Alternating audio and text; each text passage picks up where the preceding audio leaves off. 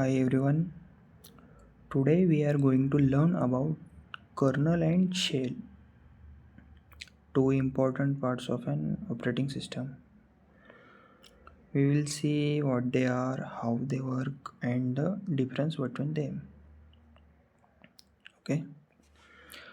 Explanation for kernel and shell along with their differences. Kernel. The kernel is the core part of the operating system. It manages hardware resources like CPU, memory, and I/O devices. It acts as a bridge between the hardware and software. It operates in kernel mode, full access to hardware. Example Linux kernel, Windows NT kernel. Then shell. The shell is the interface between the user and the operating system. It takes commands from the user and passes them to the kernel for execution. It operates in user mode, limited access to system resources.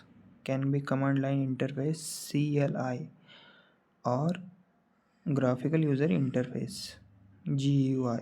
Examples bash shell, PowerShell, command prompt.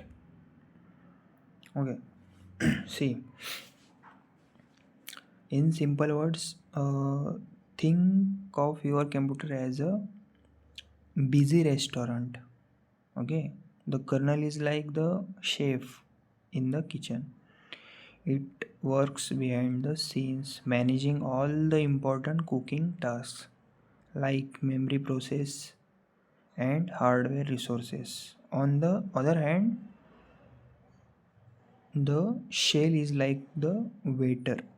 It takes your orders, passes them to the chef, okay, and then serves you the results. And the kernel works in the background very close to the hardware, while the shell is the user interface that lets us communicate with the system. So in short, kernel is the core and shell is the communicator. Without the kernel nothing works. Okay, without the kernel nothing works. Without the shell we can't talk to the kernel. Okay, simple. And that's why in operating system both are equally important. One runs the show and the other lets us control the show. Okay, in short, the kernel is the engine of the operating system and the shell is the driver's dashboard that lets us control it. Okay. uh, Now we can see difference between kernel and shell. The kernel is the core part of the operating system that directly interacts with the hardware. The shell is a program that provides an interface for users to interact with the operating system. The kernel manages system resources like CPU, memory, and devices. The shell interprets user commands and passes them to the operating system for execution. The kernel works in the background and is not directly accessed by users. The shell works in foreground and is directly accessed by users through a command line or GUI. The kernel operates in kernel mode with full access to hardware. The shell operates in user mode with limited access to hardware. Without the kernel, the operating system cannot function. Without the shell, users cannot easily communicate with the operating system.